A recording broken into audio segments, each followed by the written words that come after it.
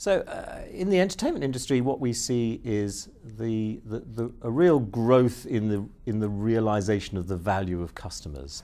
And this is a very logical development if you think about the way in which the business model has changed over the last 2 years.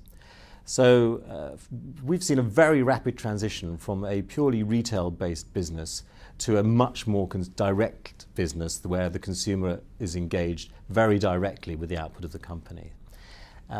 Understanding that consumer, therefore, has become problem number one for content companies that previously only ever sold to retailers, for whom their customers were the retailers, not the end consumer.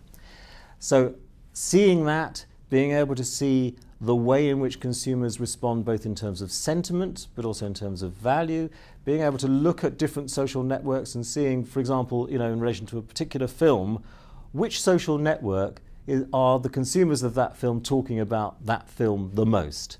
So Gravity, for example, is a recent example, as an Oscar winner.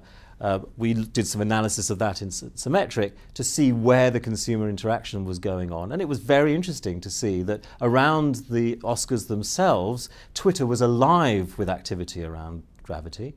But actually, it was Facebook where the big conversation was happening.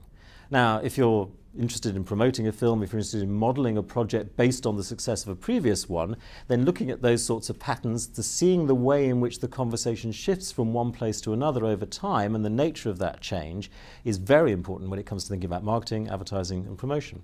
So we're seeing people really starting to pick that up. The studios are picking that up, record labels are picking that up, and brands as well are really beginning to realise that their traditional ways of thinking about planning campaigns and planning marketing, which had very significant lead times, and once they were planned, they were fixed, is not the way to go at all now, and that they can be much more responsive and much more interactive with what the market is actually showing them, but they've got to sit on top of it to see what's going on.